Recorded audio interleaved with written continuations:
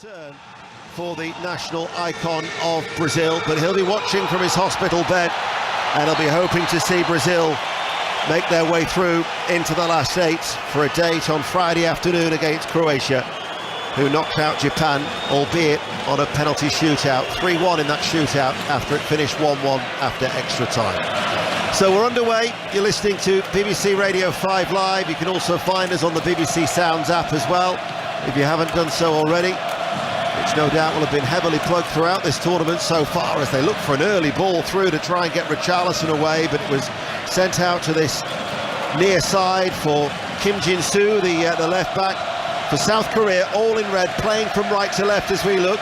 Ball forward to Son, and then the flag is up and it's offside. The referee tonight is Clément Turpin from France, one of the more experienced officials. Jérôme Brissard is his compatriot who's in charge of the VAR, and whilst only the Khalifa International Stadium has seen more goals, 28 in 7 so far at this tournament, Stadium 974 is second on that list with 16 in 6, but these two sides do not have a track record of scoring goals in a first half. For South Korea, 11 of their last 12 goals at a World Cup have been scored after the break, and Brazil have failed to score in the first half of any of their last 5 World Cup games. Yeah, but you're looking at that negatively, aren't you? I'm looking at it like both sides are due. I'm thinking, curse of the commentator, we could have a 6-goal thriller, and it's 3-3 going in by the time we hand back to Mark Chapman. Although I won't hold my breath. This near side with Rafinha, they go back, Marquinhos plays a square ball out to Militao at right back to Alisson, very much established as the Brazilian number one, despite the competition of Manchester City's Ederson, the undisputed number one Alisson, really. This is his 60th cap tonight, as Richarlison looking towards Neymar, and he's kept 40 clean sheets in 59 appearances, which is mightily impressive. On this near side for South Korea is Kim Jin-soo, who hits it early. Son makes the run, keeps the ball in play. The Tottenham player level with the penalty area, but Rafinha comes back to help out. And there was Militao and Casemiro, and now they can open it up for Brazil. And Neymar quickly out towards Vinicius Junior, far side the left. Ball with a diagonal one inside, laid off by Richarlison. The return ball from Neymar to Richarlison was cut out there by Kim Young-kwon. Yes, at the heart of that South Korean defense. Richarlison just popped that off. It was just behind Neymar, who couldn't release the ball back to Richarlison, but Brazil have set up as we expected. That back four, Casemiro sitting in front of that back four. Neymar and Paqueta playing high up in midfield. Vinicius Junior off the left and Rafinha off the right. Richarlison, central striker. Rafinha just passed the ball straight out of play, off almost his left shoulder, rolled down his chest, hit it first time left-footed to Paqueta, and it runs out of play for a goal kick. This is the first temporary venue in World Cup history, and as a result, naturally, there isn't any air conditioning inside this stadium for what feels like a really muggy night. Yeah, it does feel quite close. I hope you put your deodorant on. Here at the back is Kim Min-jae. Out it goes now to this near side and volleyed forward. Son's the willing runner, starting from a central position up against Marquinhos. Militao back into position, and again the flag goes up. Second time offside for South Korea. Nearly 5 minutes played, and it's Brazil 0, South Korea 0. Yeah, it looks like South Korea have shaped up as a 4-3-3. Son will make those movements in behind. Vinicius Junior, left-hand side, back to Neymar. Now the ball goes square. Militao joins the attack, leaves it for Casemiro out towards Rafinha. Kim Jin-soo with the interception. South Korea will get a throw. Have you not heard? I've brought an array of different shirts with me. I did hear that, yeah. How many shirts in total? Fail to prepare to fail, Christopher. 5 minutes played. The Brazilian supporters inside this stadium are the ones trying to generate the noise. South Korea in possession. Kim Jin-soo. Back to Kim Young-gwon. And now Kim Min-jae over on that far side. Mightily impressive since he's arrived from Napoli from Fenerbahce for £16 million. He was the replacement for Koulibaly, who of course moved to Chelsea. Ball is hit long now by Kim Young-gwon, but up in the air it goes. Headed back forward, off the chest by Militao. Militao, the Brazilian right back, gives it away. French referee gives a free kick. And again, South Korea. Free kick to Brazil, 0-0. 6 minutes played. It's a bit of a soft award of a free kick there. Militao trying to get away from Cho, and not too much contact. Brazil with the free kick. But I mentioned earlier, we won't see, when you think about Brazil, you think about fullbacks who fly forward, overlaps, whipping balls in from the byline. But that's not the case with this Brazilian team. And then the onus is on the wide players, Rafinha, Vinicius Jr. in those 1v1 duels to make something happen. And Neymar, who just come and collected the ball, popped it back to Thiago Silva for him to get into those little spaces and make something happen. What I have noticed already, though, is that Danilo, who's playing as a left-back, is almost at the minute playing in a very central midfield area. He's completely vacated his left-back slot. As Rafinha into the penalty area with the cutback, comes to Vinicius Jr. Time to place his shots and time to find the back of the net. Forget about waiting to the second half. Vinicius Jr. has taken 7 minutes and the tournament favourites lead by a goal to nil. What a finish. What a cool customer Vinicius Jr. was then. They work it really well down the right-hand side to Brazil. And as the ball is crossed in, it evades everybody all the way through to beyond the far post. And I think everybody in the stadium is thinking Vinicius Jr. is going to hit this first time. He doesn't. He composes himself, takes a touch and lifts the ball into the far side netting. It's a brilliant finish from this young superstar. It really is. It was Rafinha with the trickery down the right-hand side, and Vinicius Jr. with only his second goal for Brazil. His first was against Chile in the final qualifier. He's just bagged his first goal at a World Cup. It was persistent, wasn't it, from Rafinha down the right-hand side, but this is an incredible finish. As cool as you like. Just lifts the ball over the out-rushing goalkeeper. There's 4 Korean defenders who are trying to block the ball, but he picks his spot perfectly. Now, South Korea have work to do. A composed finish, just waited for the ball to settle. Richarlison to Rafinha. The dance celebration wasn't too bad either from Brazil, who are leading by a goal to nil. Militao on this near side. Oh, Paquetá, lovely ball inside. The reverse look, Casemiro. Neymar. I would imagine that some 7,000 miles away, that goal will have Pelé smiling. Brazil are 1-0 up. And what was it that Paulo Bento had said ahead of the game against Portugal, that we need a miracle to win ahead of Portugal? Certainly they'll be looking now for a second miracle. Well, that's just got so much harder after conceding so early on. Because the thing is about this Brazilian side, we talk about the attack and the attack and the attack, but they very rarely, they don't tend to concede too many. You look back at their record in qualifying, kept 2 clean sheets in the group stages already, and now they have a free kick, leading by a goal to nil.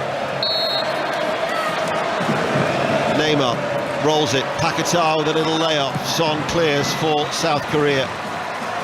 I don't think you're mentioning the clean sheets. I don't think Alisson, he played the first 2 games, had a shot to save in those first 2 games.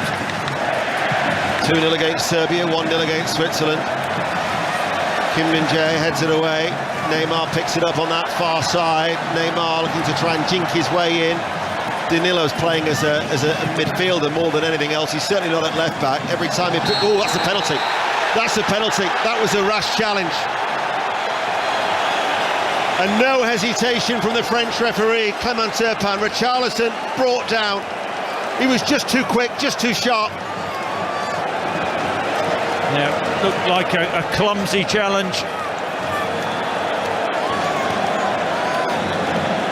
So Kim Min-jae with the challenge. They just unfurled the banner actually away towards our left. It said Pele get well soon, ahead of the over the heads of the brilliant supporters away towards our left-hand side, but our eyes are trained towards the right, because this is Rafinha with an opportunity. Oh no, he had the ball, but he's handed it to Neymar. He scored 2 penalties in the friendly game against South Korea back in June, I think, Neymar. His last 5 goals for Brazil have all been penalties. October the 21st against Uruguay was the last time he scored in open play. This will take him 1 goal closer to Pele.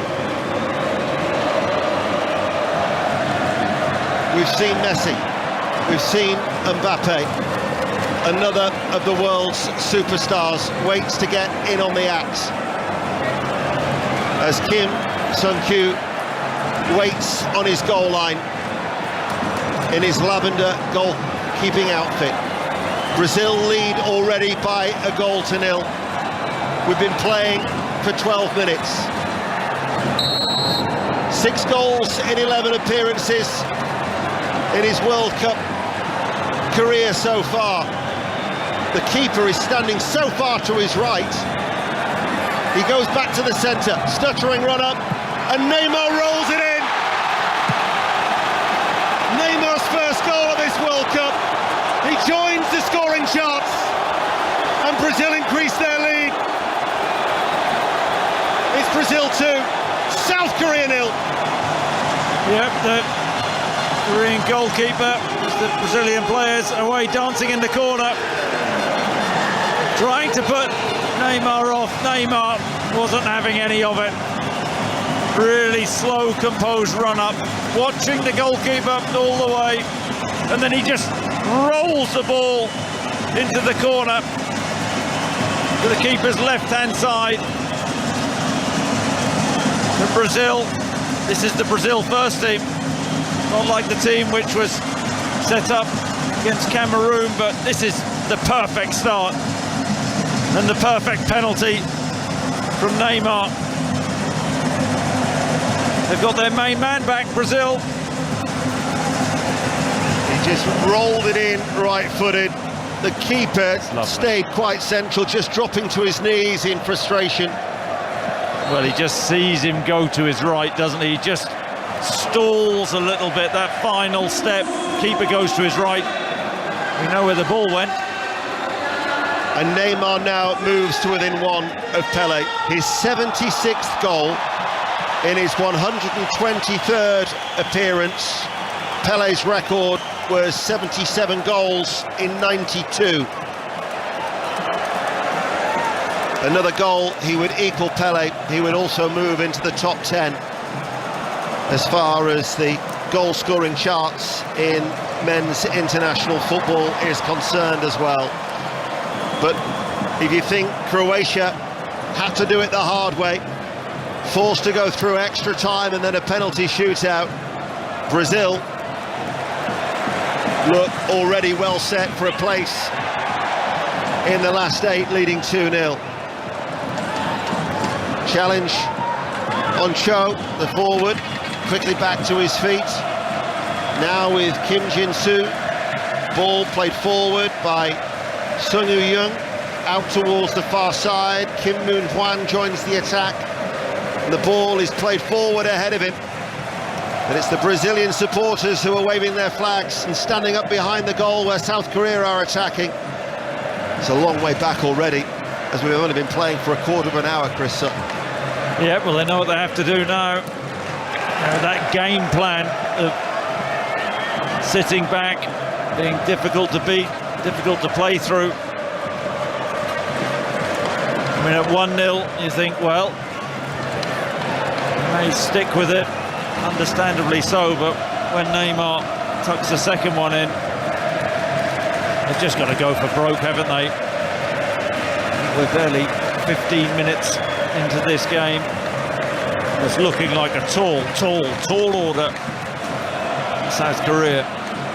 I would think that Paulo Bento, the ex-Portugal boss who's in charge of South Korea, may be sitting rather uncomfortably down below, because when they lost to Brazil in June by 5-1, that was actually his heaviest defeat as the South Korean head coach, and already he finds himself 2-0 down here against Brazil.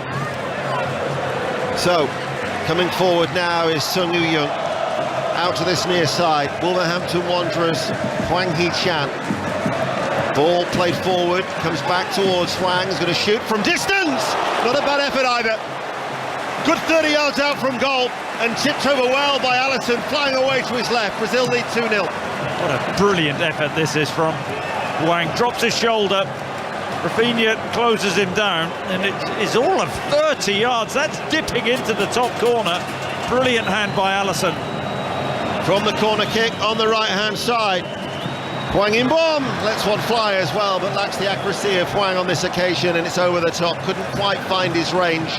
Goal kick. BBC Radio 5 Live. Brazil lead by 2-0. Yeah, just seeing that effort again from Hwang Hee-chan. I mean, that's a brilliant strike, and Alisson gets those feet moving, leaps, launches himself up, tips the ball over the bar. Had that gone in, it's a goal that any Brazilian would have been proud to have scored, and certainly would have constituted one of the best goals in the tournament so far, I would imagine. Nearly 18 minutes played. Brazil lead by 2-0. Stadium 974 here on BBC Radio 5 Live, as that's the header away by Kim Jin-soo. Militao to Rafinha over the halfway line. Brazil playing from left to right. Yellow shirts, blue shorts. Paquetá back towards Marquinhos. Marquinhos forward to Casemiro. Laid out towards Danilo. The return ball for Casemiro to run forward. Out now it goes once more, and now Neymar takes over on the halfway line. And Neymar looking to go on the outside of his first challenge. Plays it to Vinicius Junior. Vinicius Junior caught a little bit late. The referee doesn't signal that he's played the advantage, as a firm challenge comes on Neymar. And then Son trying to run forward, but just quickly crowded out by the yellow shirts on the halfway line, and it's back with Alisson.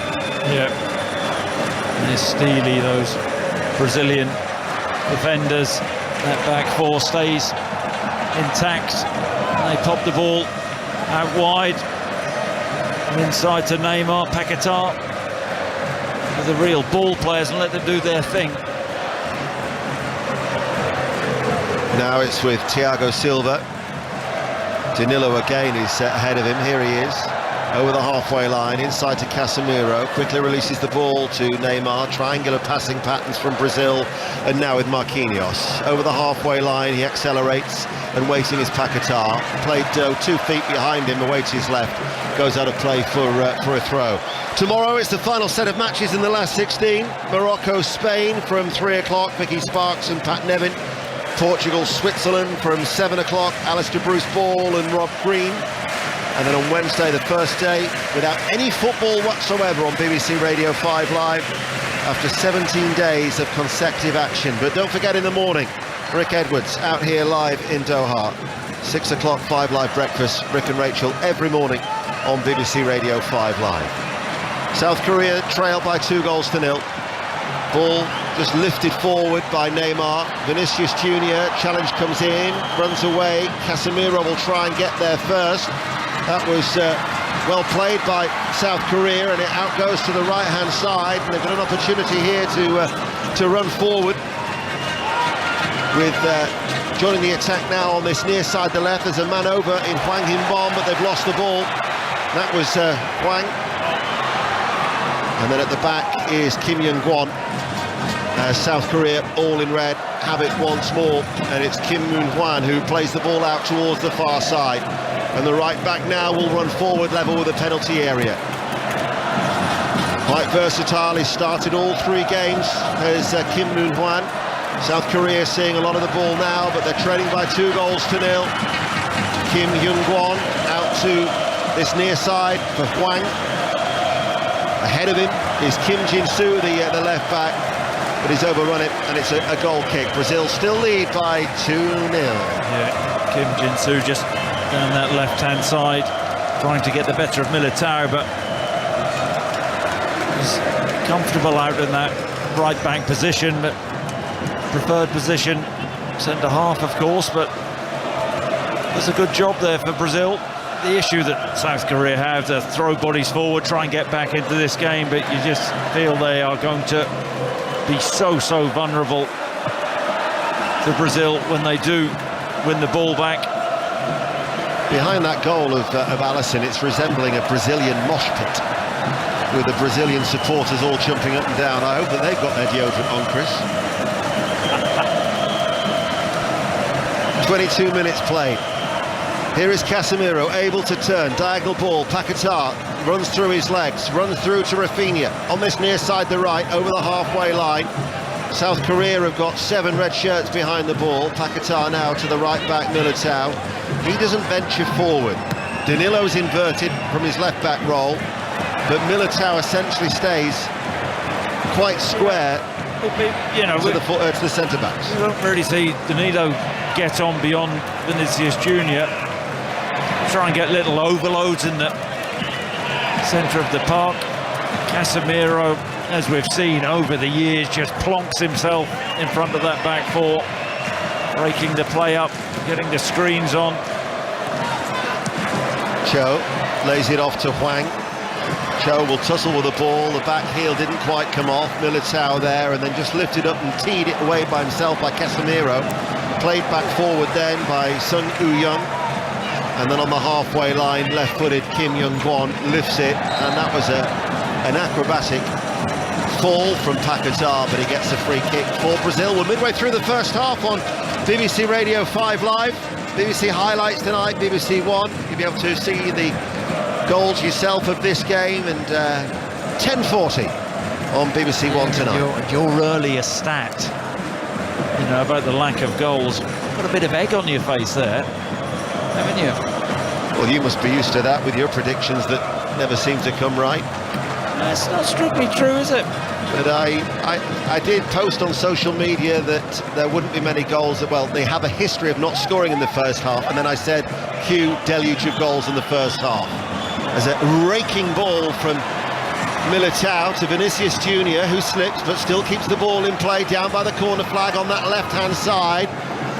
Pulls it back now, and the cross curled in, punched away by Kim Sun-kyu, and then collected by Militao out to Rafinha. Waits on this right-hand side. They've doubled up on Rafinha. He'll dart in between the 2 South Korean players, but then it's played away up towards Son, and he is fouled, and it will be a free kick. Yeah, Rafinha, very direct he is. He gets the ball, likes to come inside on that left foot.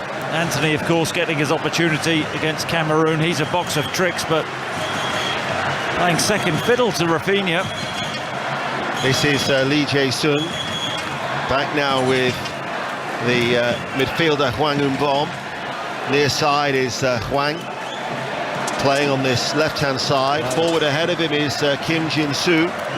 Kim Jin-soo will win a corner kick as he was closed down by Militao. So a corner kick to South Korea, who trail 2-0. Yeah, had the opportunity there though, Kim Jin-soo, to whip an early cross in. Decided to try and take Militao on. It's not got the better of him so far this evening. They got a goal from a corner, didn't they, against Portugal? Kim Young-kwon.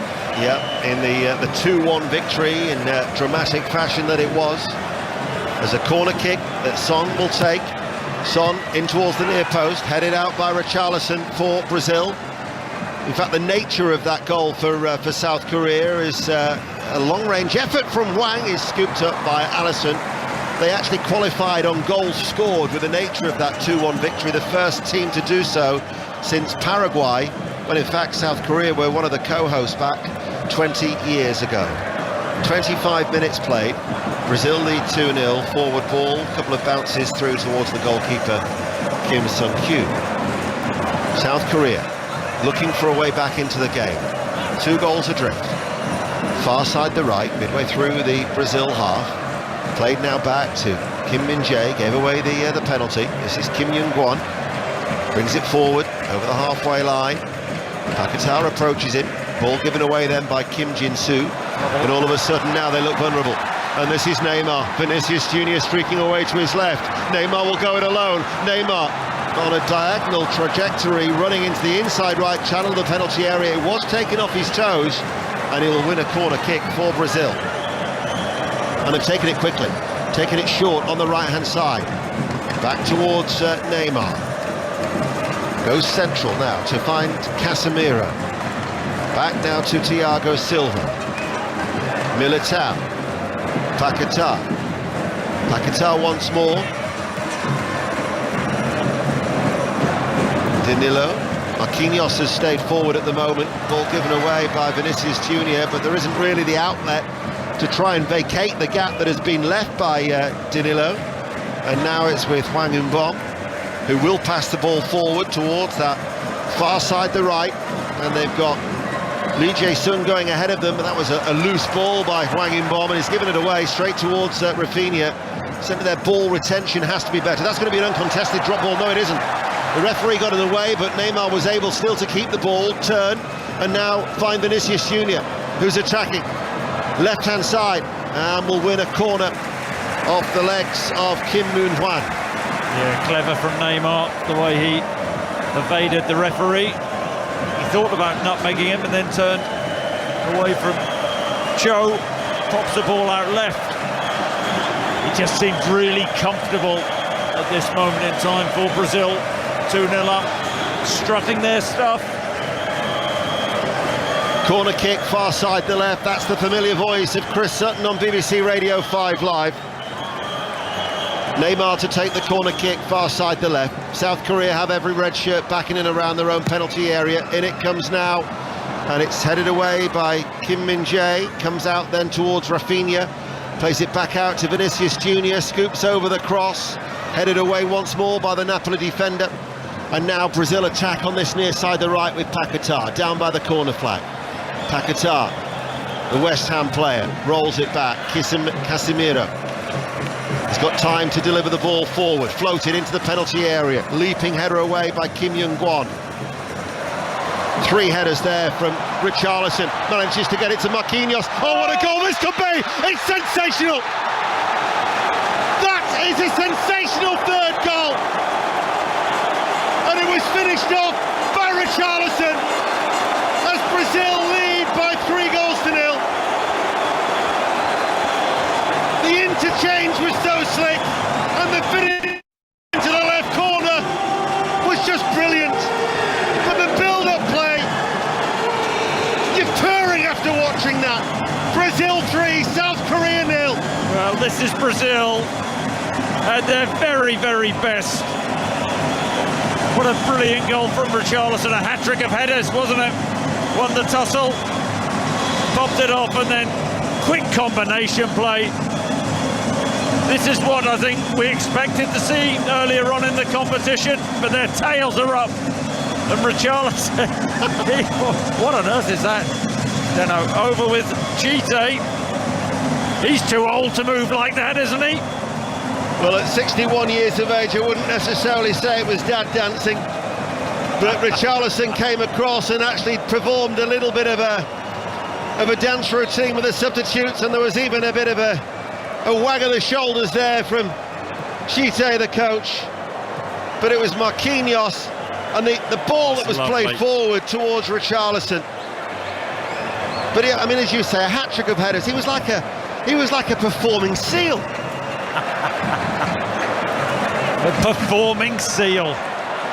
Richarlison, well, he was the difference maker in their first game against Serbia with the goal of the tournament. Making his mark again this evening. This is going to get really ugly for South Korea. Ugly for South Korea, but for a football purist, it's beautiful. And Brazil are looking to cut loose. Here is Rafinha.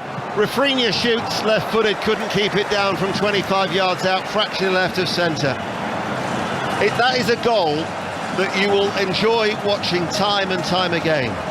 Yes, Richarlison. Yeah. I mean, he's persistent initially, wins the headers, plays it round the corner to Marquinhos, who pops the ball square. I think it was Casemiro who then made the pass. Richarlison carries on his run and then as composed as you like. The pass was perfect in between two South Korean defenders. I've got a feeling it was Thiago Silva. Was it? I've got a feeling. Whoever it was quite a good pass, wasn't it? It was. More than quite a good pass. Waited perfectly and then takes his touch. And it's as easy as you like. His first touch, perfect. It's easy to pick out the Brazilian supporters around Stadium 974 now, because to the beat of the drum, they away from the bulk of yellow behind the goal where Alisson stands all in green. But in the bottom tier and the top tier of this two-tiered bowl-like stadium, pockets of Brazilian supporters are just jumping up and down. Hwang attacks left-hand side, good save by Alisson. Tight angle, sprawling save at his near post. That's two saves that Alisson has made now, one from close range and the other from long range, and both from Hwang. Yeah, his timing there, we've seen it so many times at Liverpool. The right time to come out and narrow an angle, and he does that to perfection. Brilliant play from Hwang to drift past Munatea on that byline. He drives in, he's trying to feed the ball across, but Alisson, his big frame, comes sprawling out and makes the save. It's impossible now, though, for Korea, isn't it? I mean, it really is. Do they press high? Then the Brazilians play round them. Once they get through the press, they're onto the back four. The first game, as you may have heard on BBC Radio 5 Live, went to extra time and penalties. There will be no such drama in this second game in the last 16. Or will there be a miracle? No. I was in the cooking pot in Kazan with Ali Bruce Ball 2018 when South Korea beat Germany. Didn't go through, but they beat the Germans. Nobody expected that. I've got to say, I feel like I'm in a cooking pot of my own here tonight. 12 minutes to go to half-time. Brazil lead, certainly turning up the heat on South Korea, leading by 3-0 with 12 minutes to go to the break. As Marquinhos to Casemiro, back to Marquinhos. Out it goes to Thiago Silva, almost playing as a left-back. Forward to Neymar, takes it swiftly on the turn. Forward now to Vinicius Junior, running in field. Vinicius Junior to Paquetá with his back to goal. Plays it out to Rafinha, inside right channel of the penalty area, looking for a sight of goal. Onto his left foot, prods it back. Paquetá tees up Casemiro, who shoots right-footed. And it's just pulled out wide for a goal kick. Brazil lead by 3-0. Yeah, they're playing some really good stuff. Thought the ball could have gone quicker out to the right-hand side from Paquetá to Rafinha. It didn't. He delayed his shot, pops it back to Casemiro, who scored a stunning goal against Switzerland, half volley. Didn't hit the target then. Be interesting. Chite, Neymar coming back from that ankle injury. Is he thinking half-time, 3-0 up? Probably already through. That would have been cotton wool. Well, it was said to me earlier today that you used to play cards with Didier Deschamps, the French coach, during your time together at Chelsea. He used to play cards with me. Would you stick or twist here today if you were South Korea? Here is Hwang, challenged by Rafinha. Kim Jin-soo. I'd take him off. I would. He is, I mean, it'd be interesting. Tim Vickery, ask him. You know, he's their key man. They have an array of stars.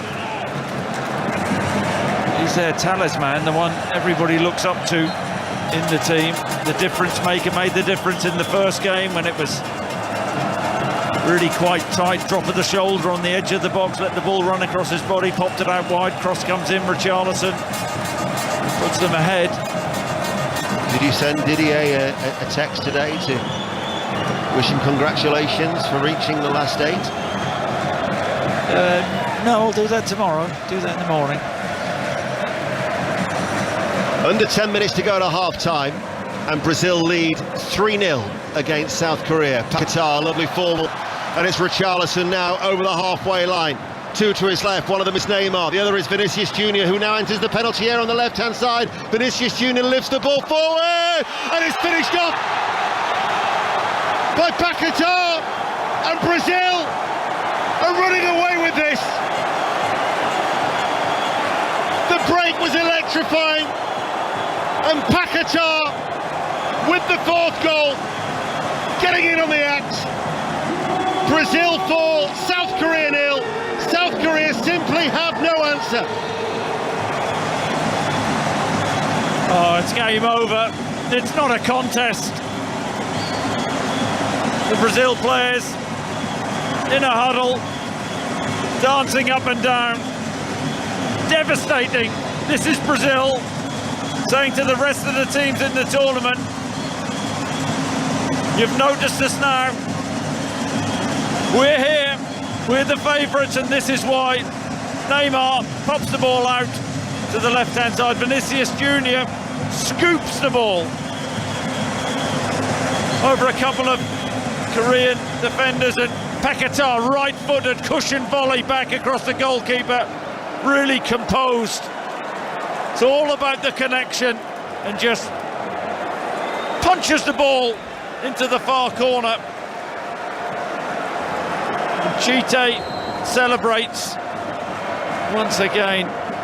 He's made up. Brazil are made up. Korea are finished. West Ham's record signing with his 8th goal for his country, his first in a World Cup, key figure in qualifying with 14 appearances. And we could be on course for a record Brazil win here. The way that they're going, they're cutting South Korea open at will. Their World Cup record win was against Sweden in 1950 when they won by 7 goals to 1. You'd still have to go some for South Korea to suffer a record defeat at a World Cup, which was 9-0 also in the 50s against Hungary. But with 7 minutes to go to half-time, Brazil lead 4-0. Son, the return ball breaks away from him. Kim Moon-hwan, back it goes to the right back. Forward ball for a beleaguered South Korea, trailing 4-0. But Brazil really are turning on the style. They may be wishing they didn't get through. This is utterly humiliating for them, isn't it? This is Brazil at their very best. South Korea getting a real lesson. But what do you do? I mean, they're trying to go forward, they're still trying to score a goal. Here is Son, might shoot from distance. No, instead he looks towards Lee. Ball played now to Kim Jin-soo.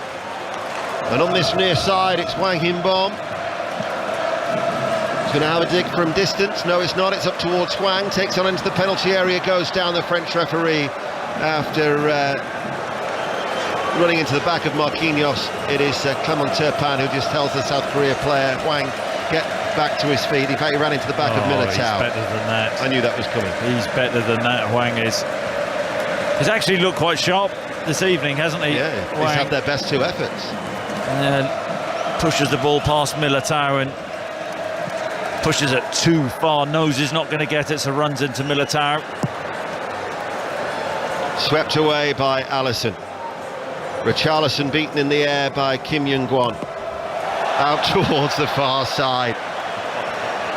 All the tricks are coming out now. That was just a lazy little flick and then a delightful little cushion touch there by Vinicius Junior. Neymar lets it run through. Richarlison is challenged. Well, the issue is, the Brazilian players, they're playing with that swagger now, aren't they? I mean, that was brilliant skill from Vinicius Junior, but often when players feel humiliated, the next one, they get booted up in the area.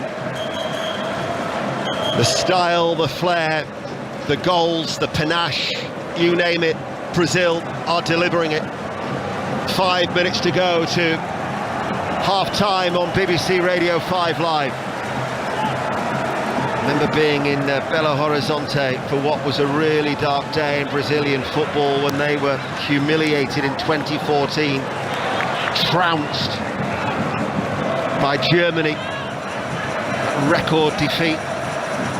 Something that some of these players, Thiago Silva was suspended that day, but part of the squad looking to try and put right. It's 20 years since they've last lifted the World Cup. Record time winners, of course, 5 occasions.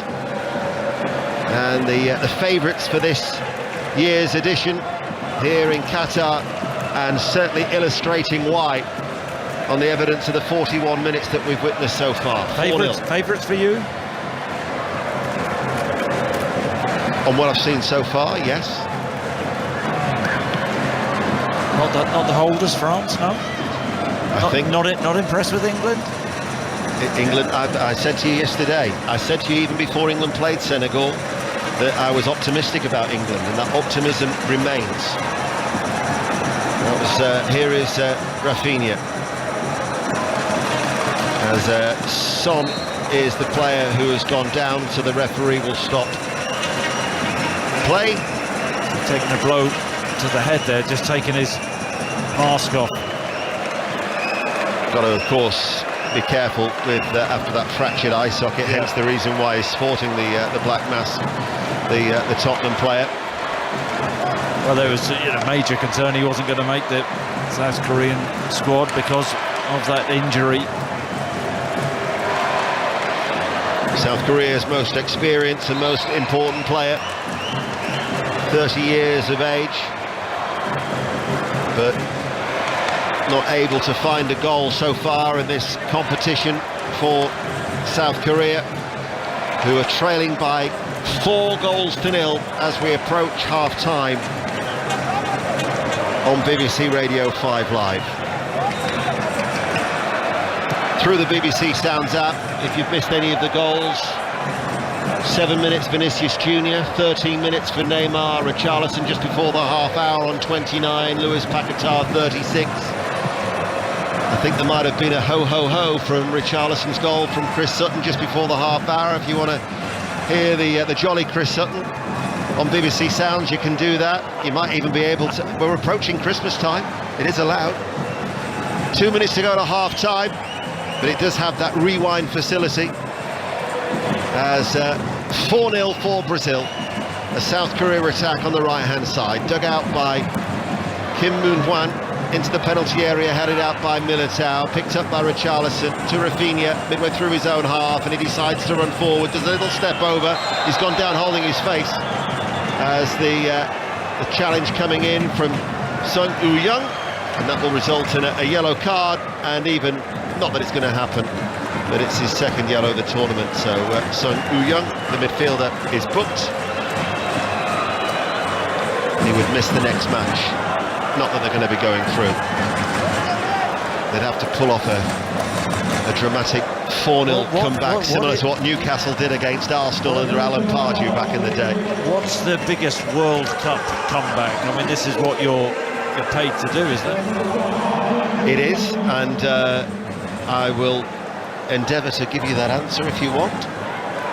Well, I'd like it now. Well, there are many stats and facts and figures that I've actually got. It's nearly half-time, I suppose. It is, yeah.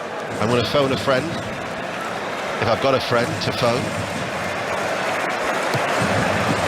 I was just looking to my left to see who was looking over, but the fact that Mark Chapman didn't even look to his right would suggest that maybe I can't even rely on his help. Have I got anybody else? Ball played forward for South Korea, no challenge, no foul on Cho, and it runs through towards Allison. So we talk about, we'll talk about at half-time, I'm sure, the brilliance of some of the Brazilian goals. But defensively, they are solid, aren't they? More than solid, streetwise. Here we go again, though. Here is Richarlison. Richarlison plays the square ball to Paquetá, now towards Rafinha, edge of the area, back towards Paquetá! Paquetá hits it with his left foot and it's saved by the keeper and cleared away by South Korea. Well, he should have hit it with his right foot and gone for power. It's a good save in the end from Kim Song-kyu. The ball slipped in the right-hand side of the box. He let it run across his body and it's more or less a toe poke. The goalkeeper got down to his right-hand side and saved. Paquetá cleared by Cho, up towards Son. And then Thiago Silva's ball runs away from him. If, of course, that as we're into stoppage time and additional time of 5 minutes, if, of course, that South Korea were to come back to draw 4-4, it would actually equal the highest scoring draw in World Cup history, which has actually been achieved twice, England-Belgium in 54 and the Soviet Union against Colombia in 62. However, Brazil are looking for a 5th goal, and they almost got it as well. Cross from Vinicius Junior, and entering the penalty area from Vinicius Junior's cross was Rafinha with an outstretched right leg inside the 6-yard area, couldn't convert it, runs out of play, 4-0 Brazil. Why didn't he head it, Rafinha? Easiest of opportunities. Vinicius Junior likes to come in on that right foot, doesn't he? Drives the outside, crosses the ball, brilliant cross across the 6-yard line. 2 feet off the floor, Rafinha goes with his right foot, misses it completely. Do I get a bonus point for that stat about the highest scoring draw? Good stat. Yeah, well recovered. 4-0.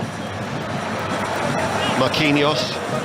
The beauty of as well, this is where the Croatian players went the whole hog, extra time and penalties in seeing off Japan earlier on today, as Rafinha comes inside, now towards Neymar, into the penalty area, looking for the fancy little trick to try and drag it around Kim Min-jae, cleared away by South Korea, is that Chite now is going to have the luxury, surely, if not making changes at the start of the second half, a raft of changes to rest his players going into the quarter-final, 3 o'clock on Friday afternoon. Yeah, absolutely. Well, Chite rested his players, or many of his players, in the defeat against Cameroon, didn't he?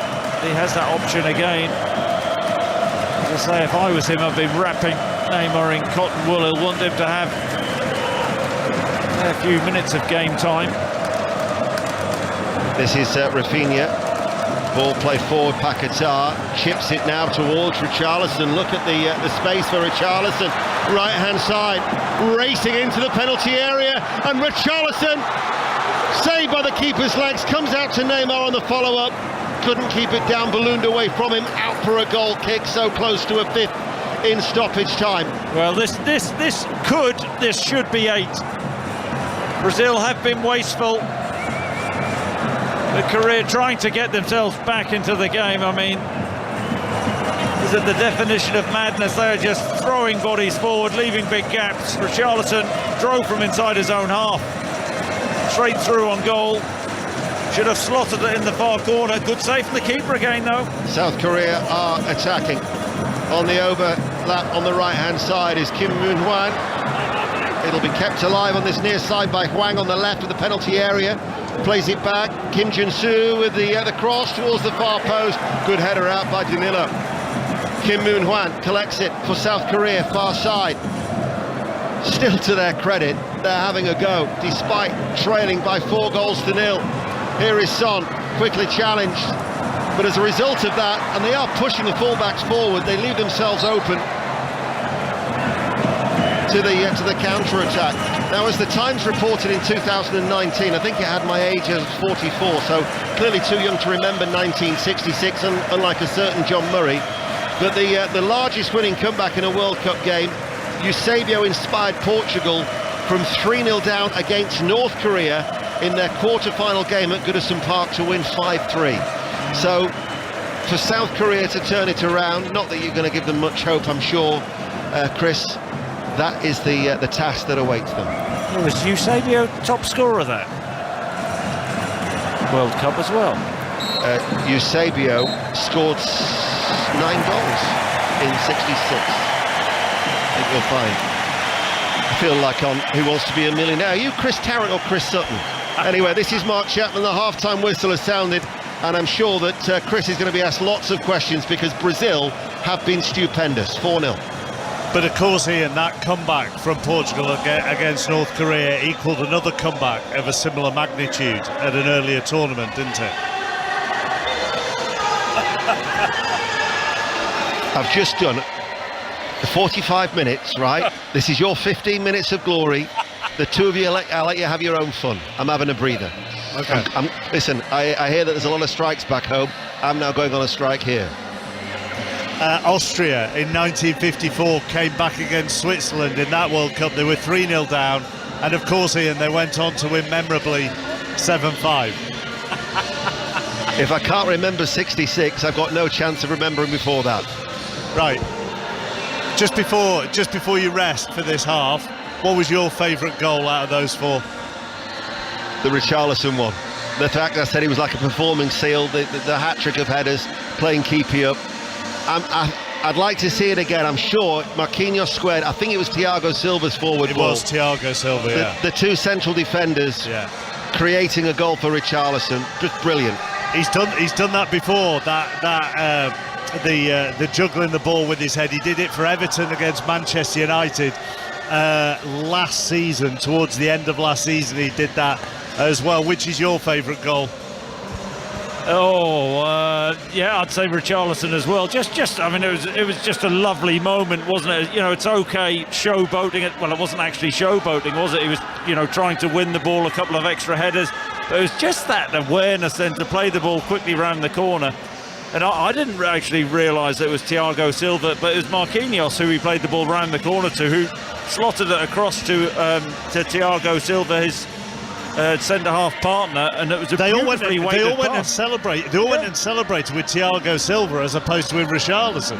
Yeah, which was slightly harsh on Richarlison, but the weight of pass from Thiago Silva, and Richarlison's carried on his run, and wonderful first touch, and then he's not going to miss. I mean, it's as easy as you like, slotted it into the corner, but I do really think that this is Brazil turning up now and saying to the other teams in the tournament, we're ready, we are serious now, and this is us at our very best, and we are going to take some stopping. I mean, Vinicius's goal, he had to bend that round 4 defenders and the goalkeeper, and then the ball over for Paquetá's finish for the foot. I mean, bar the penalty or the other 3 goals, you're going, wow. Yeah, I mean, even you're smiling. No, I am.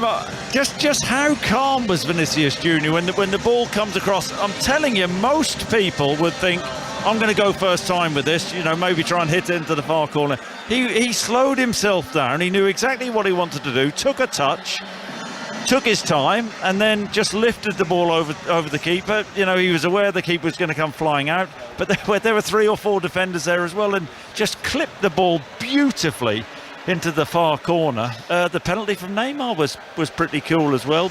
But you mentioned the scoop, and it was a scoop from Vinicius Junior to Paquetá, who slotted it away brilliantly. And Brazil have missed other chances as well. I mean, they had taken the chances. It would have been 7 or 8. Come on then, clever clogs. What was the significance of Austria-Switzerland in '54? What was Without looking at your iPad. Without looking at your iPad. Probably the highest scoring game at a World Cup.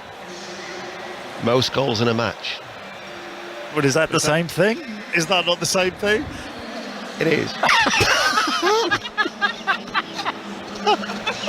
You were cheated though. You cheated. You looked at your iPad. It's not on there. Oh, it's written in the script. No, it's not on there. I was checking who the newsreader was. All right. Gonna get your coat, Deno. It's 6 minutes to 8 o'clock. Here's Richard Foster.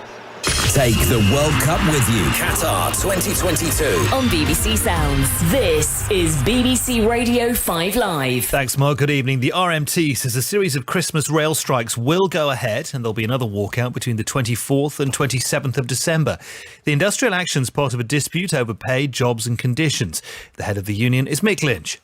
We feel that we've been compelled to take this action because of the intransigence of the government delivered to us by the employers, and that we've got no choice because what we've been faced with is an extremely detrimental offer.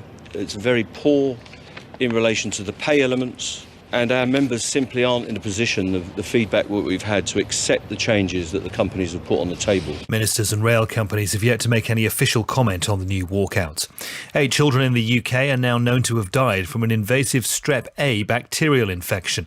Health experts think the early start to the Strep A season could be down to the easing of COVID restrictions. One of the deaths was confirmed by Colf School in South East London earlier. Our correspondent Nick Johnson is there. Now, the head teacher here described the situation as a wholly unexpected tragedy, one that is affecting every single member of the school community. Now, the UK Health Security Agency, that's the body which replaced Public Health England last year, confirmed that the number of cases of Strep A at this time of year are at a 6-year high. The government says it's engaged with Conservative backbenchers to agree a deal scrapping mandatory house building targets in England. Ministers have agreed that the goals won't be mandatory. The Labour leader Sir Keir Starmer says he'll abolish the House of Lords if he wins the next general election. He's also announced wide-ranging policies to extend Scottish and Welsh devolution and hand more powers to English regions. Cities across Ukraine have been targeted by another round of Russian missile strikes. Ukrainian officials in Zaporizhia say 2 people have died. Water and electricity supplies have been affected too.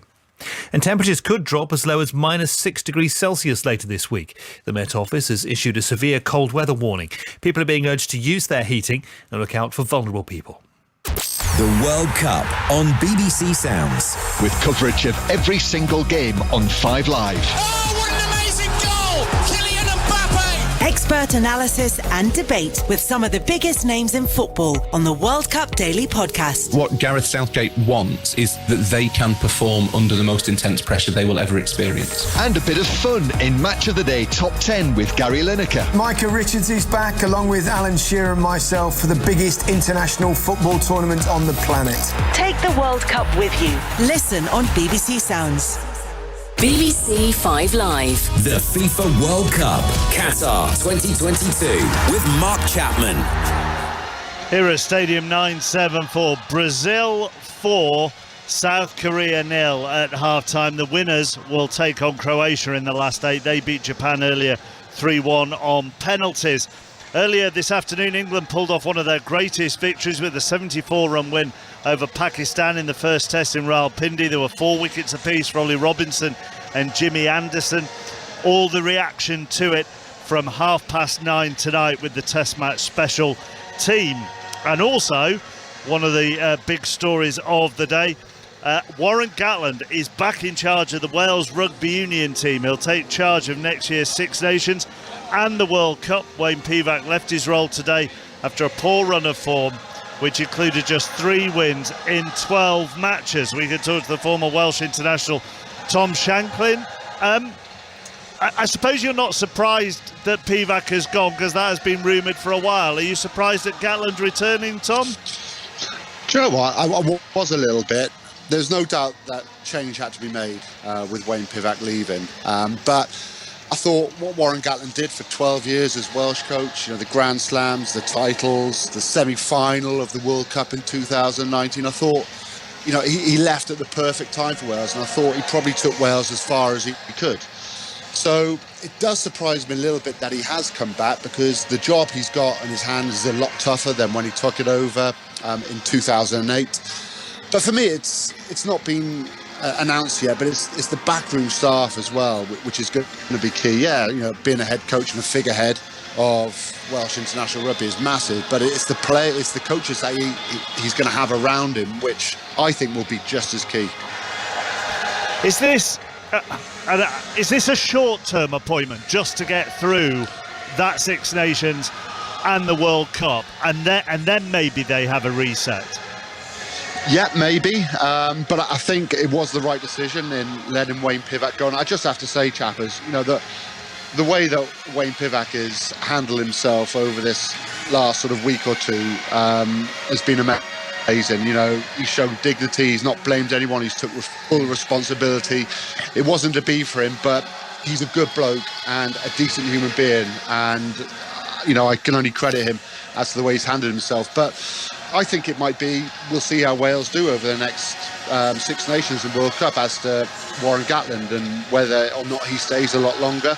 He's certainly proven, he's really well respected, and often a change is good. I mean, as I said, it's going to be a lot difficult this time round, because in 2008 he inherited a load of really good sort of world-class internationals, and he had them for like 10 years. Now there's a bit of a change of the guard, there's a new cycle of players coming in, so it's going to be a lot tougher. But Gatland's done nearly everything there is to do in Northern Hemisphere rugby, so he knows the challenges that are ahead of him, and he's confident that he can make a change. This is, and maybe this is not the time to start this discussion, bearing in mind I've got 5 minutes of half-time left between Brazil and South Korea in a World Cup. But this is much more than just about a head coach with Welsh rugby at the moment, isn't it? Massive. It's everything. It's the governance of Welsh rugby. It's who's in charge, how decisions are put through, because the majority of the board in Welsh rugby is run by amateur level. You know, we've lost 2 board directors that have been involved in the FTSE 100 companies. We've lost a new CEO today from the Ospreys. There's been CEOs of Welsh rugby and lots of staff from the Welsh rugby being lost and quitting their jobs. So it's absolutely huge. It's about player development. It's about not losing players in the system. It's about academies producing better players. It's about grassroots. So it's absolutely massive. It's not just about the Welsh team. It's about the whole of Welsh rugby. And I mean, have you got spare 45 minutes? Or not? Unfortunately, that is where we have to leave it. I'm sure but it gives me a chance to plug the Rugby Union Weekly pod, because I'm sure there'll be much on there as well with Chris and the team. Tom, thank you very much for coming on. Definitely. No problem. Enjoy the game. It's Tom, amazing. Cheers. Thank you. Cheers, see you soon. Thank you. Tom Shanklin, former Wales international, with us on 5 Live Sport. Tim Vickery, our South American football expert, rejoins us as well. Well, we can put to bed they don't score in the first half, can't we? We certainly can, yes. Did you see the pigeon dance? The trademark pigeon dance? It's Richarlison's goal celebration. Yeah. And he went over and he made everyone, including the coach, do the pigeon dance. Well, in that first half, Brazil have done what pigeons do to the South Korean defence, haven't they? What an extraordinary first half. The first goal for me is the clincher, is the absolute clincher, because after that, South Korea are chasing, and the first goal shows the improvement of having Neymar and Paquetá back in the side. It's the exchange between Paquetá getting Rafinha behind the defensive line, and as you mentioned, the wonderfully cool finish from Vinicius at the far post. Brazil's so much better when there's association through the middle to bring in the wingers into the game, and how hard Richarlison works. Back to get that penalty and work like mad to win the ball for that goal when it's your centre-back being creative forces on the edge of the penalty area. But also, Tim, you made the point as well, pre-match, Brazil's head coach wanting his fullbacks to be more Manchester City fullbacks rather than Liverpool fullbacks. How they've tucked in. How Danilo has been an extra midfielder from the majority of that first half. That's exactly how it's played out. That's why they're so defensively solid. That's why there's very, very little threat ever to their goal. I feel a little bit cheated, because if it wasn't for that last second South Korea goal against Portugal reserves, we'd have had Brazil against Uruguay now, and we've had a game of football rather than an exhibition match, which this one has become. Tim, thank you. We will talk at full time as well. Brazil just coming back out. South Korea have been out for a couple of minutes or so, being put through some little shuttle routines before the Brazilians came out. So they are 4-0 up at half-time. And I think we say good luck, everybody. Chris Sutton and Ian Dennis. What, to South Korea? Absolutely. They've made a couple of changes. Hong Chul has replaced Sung Woo-young in the midfield, and we've lost a Kim from the defence. Kim Jin-soo has been replaced by Son Jun-hoo at left back. So they are the changes that have been made. So trailing 4-0. This is how they line up now. Kim Sung-kyu, Kim Moon-hwan, Kim Young-gwon, Kim Min-jae, Son Jun-ho, Hwang Hee-chan, Hong Chul, Hwang In-bom, Son Heung-min, Cho Gu-sung and Lee Jae-sung. For Brazil, who haven't made any alterations, leading by 4-0, they have Alisson in goal, Militao at right back, Marquinhos, Thiago Silva and Danilo, Casemiro, Neymar, Paquetá, Rafinha, Richarlison and Vinicius Junior. And the 4 goals were scored by Vinicius Junior, Neymar, Richarlison and Paquetá. Just brilliant, that first half. It's one of the, as they give the ball away, South Korea, and Rafinha, he has Richarlison with him, he goes for goals, a deflected effort, and it's saved by Kim Sung-kyu, the goalkeeper. It's one of those halves that you can listen back to or watch again, regardless whether you want to do one or the other. Yes, it is, and Brazil really arriving and making a statement in that first half. I think that, as I said in the first half, that people were looking at that defeat against Cameroon, watching the game, and Cameroon hit them with a sucker punch late on, but Brazil had been pretty dominant in that game, made a lot of changes. Cheetah had the right to change so many players, still finished top of the group, so it was job done in that respect. But now got the first team back, and they've gone up a couple of levels. Son gets onto the end of a loose ball, and Son puts it wide from the inside left channel of the penalty area. Still looking for his first goal at this tournament. In fact, Alisson must have got something on that. It's a brilliant save. So even when you do breach the Brazilian back line, you've got Alisson to beat. It's that timing of his dive, spreads himself. Son's trying to find the far corner. Son with a corner kick, right-hand side. 2 Brazil players both going for the same ball. Danilo and Richarlison loops off both of their heads and behind for another corner kick to South Korea, who trail by 4-0. Son with the corner. It's an outswinger. Richarlison gets there. Ball then played back towards Son, and it's too far ahead of him, and out of play goes for a goal kick. I mean, I remember watching the '82 World Cup, and I think of Eder, Zico, Falcao, Socrates, and that's still a team that I reflect on now. If you've got a young boy or young girl, and 20 to 11 on BBC One is too late for them to stay up, tape it for them tonight. BBC One the highlights, because some of the football tonight that Brazil have played are going to be, certainly I think that Richarlison goal could be a goal that's replayed down the years as far as great World Cup moments go. Yeah, what a World Cup he has had so far. That brilliant overhead kick in the first game, that Vinicius Junior, his finish. I think this is what we expected earlier on in the tournament. You know, the Brazilian swagger, the tricks and flicks. Here is Rafinha on the far side. Just on your tape it stuff, do people still have VHSs?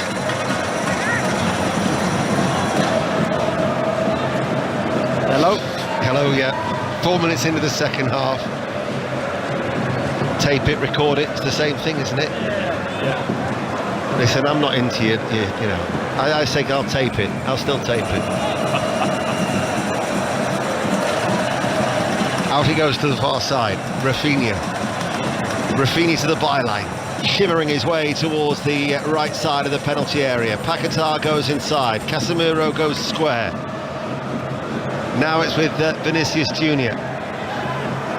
If it wasn't a VHS, you'd wear it out time and time again, watching some of the goals in the first half. South Korea try and beat the Brazilian press. They're forced to go back. Kim Young-gwon. I felt last night I was being bullied at times. can sense another claim going into to HR. The presenters are very harsh. Yeah. They're critical. Yeah. What happened to the support from the BBC? There's a mob of three to my left-hand side, isn't there? The searching ball out towards Hwang. Comes in field. The reverse ball played out towards Kim Moon Hwan. But Brazil now have it with Casemiro, and there's a break on. Floated ball over the top. Taken on the run with his first touch off the head by Rafinha. Right side of the penalty area. Rafinha look for the run of Neymar. Neymar's meant to be playing in midfield. He keeps joining the forward line at every opportunity. Mind you, he can because Danilo's playing in midfield from the left-back role. Yeah, but they're swarming all over South Korea. Oh, they are. South Korea, they're trying to get back in the game. They're 4-0 down. Is it naive? It's not going to happen. But they're willing, but as Casemiro let the ball run beautifully across his body past one of the South Korean midfielders and hit a long diagonal ball to Rafinha, who eventually tried to cross the ball in, but it was blocked. Paulo Bento knew that he needed a miracle tonight for South Korea. If he had taped it, he'd be looking to erase it, as his side are 4-0 down, 6 minutes into the second half. He might be looking to learn from it. That's what, when you make a mistake, that's what you do, isn't it? You never made a mistake? I make mistakes all the time. I've made a few tonight. Here is Hwang. As you lot, you motley crew know only too well. Danilo tidies up inside his penalty area and then clears. So we now know one half of the draw. Argentina, Netherlands, and then Croatia against Brazil. The winners of England, France will take an either Spain, Morocco or Portugal, Switzerland, as we still wait for the other side, the other half of the draw here in this Qatar World Cup to take shape. But this is certainly an ominous warning for Croatia, Netherlands and Argentina in Brazil's half, leading by 4-0.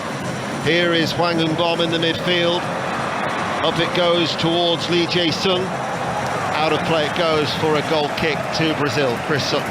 Yeah, he's unlucky. Lee Jae-sung makes a run beyond that Brazilian back line. And Son tries to find him with the pass, but just muscled out by the Tau. Your favourite card game with Didier Deschamps was Trumps, was it not? Yeah, Trumps, yeah. Brazil have had a few tonight, haven't they? They have top trumps. Top trumps. Now there's a game. There is a game.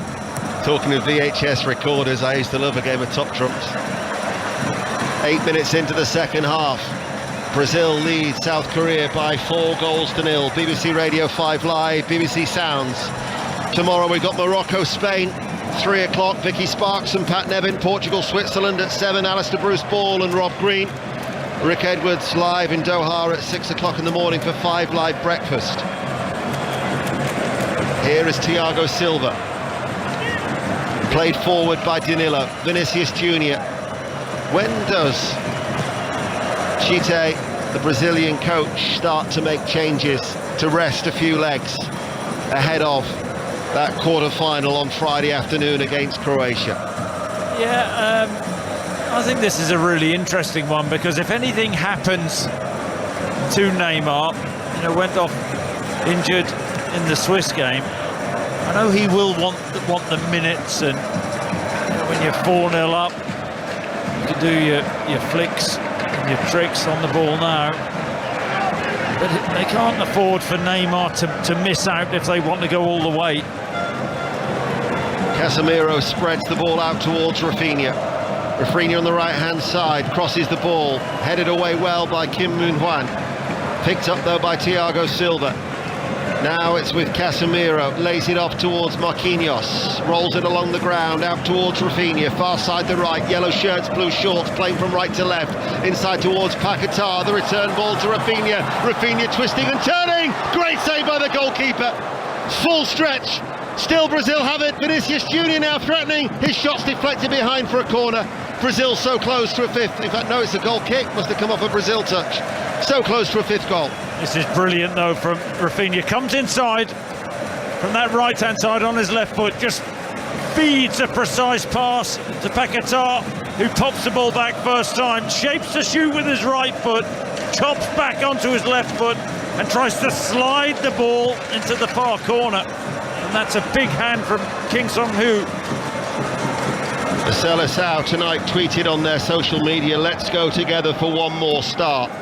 Certainly the 5 times winners have put in a 5-star display. And they are looking for that 5th goal as we enter the 55th minute of this contest here in Stadium 974. As once again that banner is being unfurled in that bulk of Brazilian support behind the goal where Brazil are attacking. And it has Pelé adorned on it, and the message is quite clear in bold green letters: Pelé, get well soon. Certainly he'd sent the message, sending it to the team, saying I'll be watching from hospital, I'll be rooting for each and every one of you, and that is certainly shared, that sentiment, for everybody connected, not just of course in Brazil but also in the footballing world, that everybody's rooting for Pelé. Even Kylian Mbappe had posted something yesterday as Vinicius Junior plays the ball inside. Neymar got options to his right, bundled off the ball, and it will be a free kick. It was Son Jun-Hoo with the free kick, left of centre and just over 25 yards out. Brazil 4, South Korea 0. You're listening to BBC Radio 5 Live. Yeah, in Neymar territory this. Clever little shift there to win the free kick. What do we say, 30 yards out? Level with the South Korean near post, suits a right footer, wouldn't you think? And Rafinha over the ball as well, Casemiro. He must just be dishing out advice, just rubs Neymar's nose there. Not quite 30 yards, just a little shy of that. It's left of centre, might suit the left foot of Rafinha if he wants to try and wrap it around the wall of South Korea. Neymar, Casemiro's walked away. Neymar in discussion now with Rafinha. Clement Turpin is the French referee. Rafinha or Neymar? We're approaching the hour mark on BBC Radio 5 Live. Rafinha left-footed, takes a deflection off the wall and behind for a corner kick. Rafinha can't quite get enough elevation on the ball. The opportunity from this corner. Neymar rousting up the crowd, the showman. Getting a great ovation as well as he walks just down towards our left-hand side. And now he rolls it to Vinicius Junior, who works it on the inside. Danilo's with a cross, headed away on the edge of the penalty area by Kim Young-gwon. Up towards Tottenham's Son, quickly challenged by his teammate Richarlison. Free kick goes though in favour of the South Korean on the halfway line. We talk about how good they've been this evening on the ball, but when they give the ball away, the recovery's been excellent as well. South Korea with Kim Young-gwon at the back. Forward ball, Lee Jae-sung, left of the centre circle. Passes the ball to Hyung-chul. Now out to Kim Moon-hwan. His cross from the right-hand side. Arcs its way all the way across towards the left-hand side. Militao with the block. South Korea still attacking. Hong-chul looking for the return ball. Stopped by Paquetá. Out towards Hong-chul. Hwang In-bom makes the run. Chul inside once more.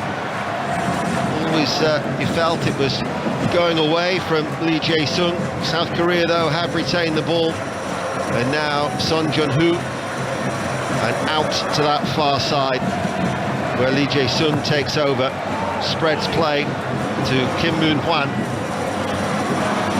Right corner of the penalty area, the right back goes in field. Son takes over but moves away from the penalty area. Now will come again as he tries to thread it through towards Cho Gu-sung. But Brazil are on the attack with Vinicius Junior instead. Over the halfway line, plays the ball in field. Richarlison looking for the return to Vinicius Junior. Tidied up by Son Jun-ho. Clearance though only as far as Richarlison, who plays the ball back. We've been playing for an hour on 5 Live. Half an hour left to continued enjoyment of watching this excellent football being played by Brazil, Chris. Yeah, and that's where Brazil wanted to be this evening, but to really work at it in the first couple of games, Serbia and Switzerland, to break down tight defences, but 4-0 up at half-time, pressure off, they could do their thing, pop the ball around at will. Just to put it into perspective, that Cameroon defeat, which Tim Vickery said had been treated rather harshly back home as Neymar breaks down on the edge of the area. That defeat was Brazil's second defeat in 31 in all competitions since the start of 2020. They are a side that is not accustomed to losing. They've won 25 and drawn 4. We know, standards are so high and expectation is so high, but it was, they did change 9 players in that game, and they dominated the game. Cameroon scoring very late on, still finished top of the group. But also 13 clean sheets in 17 qualifiers, and they're looking for a 3rd clean sheet in 4 at this World Cup here in Qatar. 62 minutes played, BBC Radio 5 Live. Cho Gu-sung, who's been linked with Celtic and Borussia Dortmund, unable to get onto that as the ball is played forward by Casemiro. Vinicius Junior picks it up. Neymar waits out towards his left-hand side. Vinicius Junior has made the run ahead of him. Instead he picks out Rafinha. Rafinha creates the opening, and again the goalkeeper stands tall at his near post. Kim Sung-kyu keeping out Rafinha for a second time in this second half. That 5th goal will not arrive. 4-0 Brazil. Brilliant goalkeeping. Vinicius Junior running the ball inside his own half, pops the ball out left to Neymar, who drives on the inside on his right foot. I think maybe is thinking about a shot himself, but sees Rafinha in a better position, pops it to the right-hand side of the box. Rafinha shapes to shoot left-footed onto his right foot, and a good save at his near post. Kim Sung-kyu. Dani Alves is going to be coming on for Militao, much decorated right back. 56 major honours in his illustrious career, but the one that has eluded him is the World Cup. He's actually got his own videos, the World Cup dream that he posts. DVDs or? It's available on Betamax, I think you'll find. His appearance against Cameroon means that he actually became Brazil's oldest player to play at a World Cup. So the 39-year-old is on. Brazil are attacking. Richarlison. Free kick sounded by Clement Turpin. I think he was captain in the last game. Would he be the oldest captain ever at a World Cup?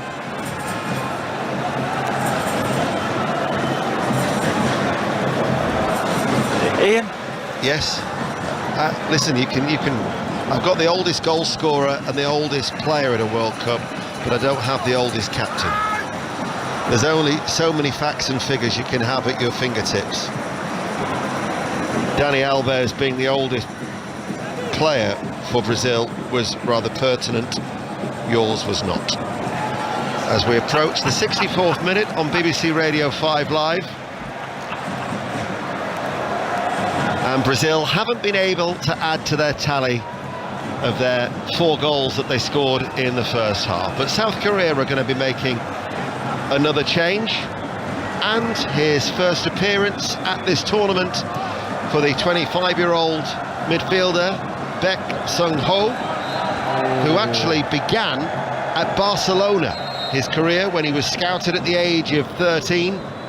Only made a couple of appearances for the B team before he left to ply his trade at Darmstadt in Germany. But here he comes on for his first appearance and he replaces Hwang Un-bon.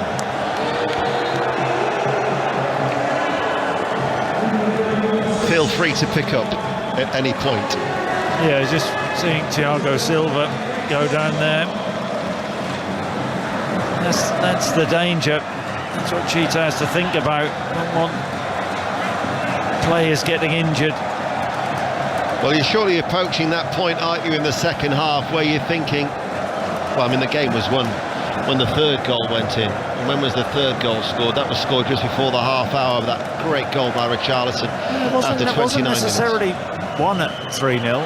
Ball over the top, Rafinha running forward, flag stays down, Rafinha enters the penalty area, cuts it back, Richarlison couldn't get there, it's a late flag. Now it's up. The referee though, let's play continue. South Korea bring the ball away.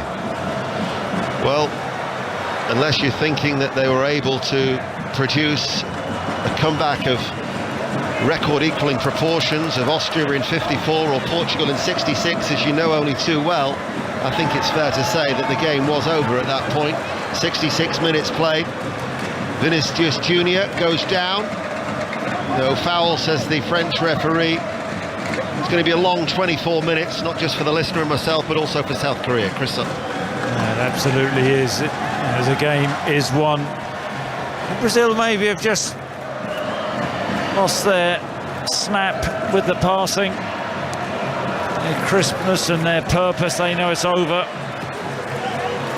They just want to ease through this last 24 minutes or so for South Korea. It's playing for pride, isn't it? Here is Kim Moon-hwan. Hwang with the cross, the Wolverhampton Wanderers player, 13 appearances without a goal so far this season. The pass from Dani Alves just meant that Alisson had to accelerate just a little across his own goal. It was cleared out of play for a throw. We're approaching the midway point of the second half, as Brazil will be progressing from, I say with a great deal of confidence, their last 8 matches now at the round of 16 this stage in the World Cup, since they were last eliminated by Argentina in 1990. There is the prospect of a Brazil-Argentina semi-final, as Casemiro helps it on towards Neymar, but tidying up in the midfield was this man here, Son Jun-ho. There's now Hwang on the near side, goes in field to the substitute, Baek Sung-ho. Carrying it off now is Lee Jae-sung. Out it goes towards that far side, the left. First time cross comes in, 2 red shirts in the penalty area. Alisson with another good save. The block, the follow-up. Sung twice had a nibble of it. Brilliant defending by Brazil. The determination, the desire to keep the clean sheet when you're leading by 4-0, and no wonder that they're high-fiving left, right and centre, because Alisson with a save and then at least 2 excellent blocks, and still South Korea can't get a consolation. Yes, the ball crossed in from the left-hand side, goes all the way through. I think Danilo should do better, comes off his chest and just falls to Wang Hee-chan, who hammers the ball right-footed and looks like it's heading into the corner, and all of a sudden Alisson's big right hand gets out and makes the save, and then you see that dogged, determined Brazilian defending. 4-0 up, we're not going to let one in. Bodies on the line. Before tonight, Tottenham's Son has had the most, well, it had 9 shots on target without a goal at this World Cup. Only Musiala of Germany had recorded more. I've got a feeling that Son must be getting close to Musiala's tally of 12. It just hasn't fallen for him. It was a great block by Marquinhos. There's a Brazilian player who is down at the moment. I think it might be Casemiro. Yep. It is Casemiro. He's... I'm thinking Chite now, with 20 minutes remaining, he's only made the one change by bringing on Dani Alves for Militao. Yeah, so you're thinking... Make changes. I mean, I've been saying this for the last 25 minutes. You haven't responded until now you're agreeing with the point. You've had Bruno Guimaraes, who's made a couple of appearances off the bench. Anthony has made 2 substitute appearances before he started against Cameroon. Thinking the Manchester United player. Martinelli just 1 sub-appearance and 1 start against Cameroon. Fabinho 1 appearance, but there is activity down below. And we are going to be seeing Martinelli as one of them. And Bremer is going to be the other change, who's actually named after the former German defender Andreas Bremer, who's a central defender. So he started against Cameroon, so the 25-year-old will be coming on. Brazil lead by 4 goals to 0, and that will mean that we've got still 1 opportunity for them to make another double change for Chite, the coach, as Brazil lead 4-0. South Korea have kept plugging away to their immense credit. Real spirit from a neutral. After the delights of the first half, one would have been hoping for more goals for Brazil. They really did turn on the style. Cross delivered from the right-hand side by Kim Moon-hwan. Curls out of play. And Wang Hee-chan has played off the right-hand side for South Korea in this second half. As Brazil, Chite's making the changes. It'll be Thiago Silva. Wonder whether he's coming off. Let's have a look. Danilo was the first player to come off. Now, he deputised for Alexandro at left-back. Danilo, who had picked up an injury as well. He started against Serbia, but missed the last 2. So again, this will be an opportunity just to rest Danilo, because if there is still a doubt over Alexandro, and Alex Telles, of course, is out for the tournament, then Danilo, who's filled in so well tonight, will certainly need to rest his legs. And then the other player to come off was Vinicius Junior, to be replaced by Martinelli of Arsenal. Yeah, like for like, Vinicius Junior. And Martinelli had a tremendous season for Arsenal, hasn't he? I just wondered about Thiago Silva, though, because he went down, I think it was more of a kick than a twist. I wonder whether he would be rested, taken off as a precaution. 17 minutes remaining of normal time. Bremer's gone into that left-back role. Here is Martinelli ahead of him on this left-hand side. Yellow shirts, blue shorts, playing from right to left. On a night where we've talked about VHS recorders, top trumps, you're listening to the good old wireless of BBC Radio 5 Live. But if you're up to terms with the new digital age, then BBC Sounds is the way forward. And if you haven't downloaded that app, then please do so. And you can listen to the rest of the tournament through that. You can take us wherever you go. And tomorrow, Morocco, Spain at 3, Portugal, Switzerland at 7. But this has been a very enjoyable evening. Don't say that very often with you, Chris. No, not many do. But Brazil have announced their arrival at the World Cup. They won the group, but they're finding the rhythm at the right time. It's not how you start the tournament, it's how you finish. Yeah. Isn't it? As Dino's off would know only too well, the oldest captain at a World Cup, when Italy, of course, beat Brazil in 1982. That's a question. There's your answer. Question, yeah. 16 What about the oldest outfield captain? You know, when I said I've enjoyed being with you alongside tonight, don't push it. I suspect he is. I can't. 16 minutes remaining. It is Kim Min-jae running forward. Now Bex Sung-ho in the midfield for South Korea. Son turns right side of the penalty area, plays it back.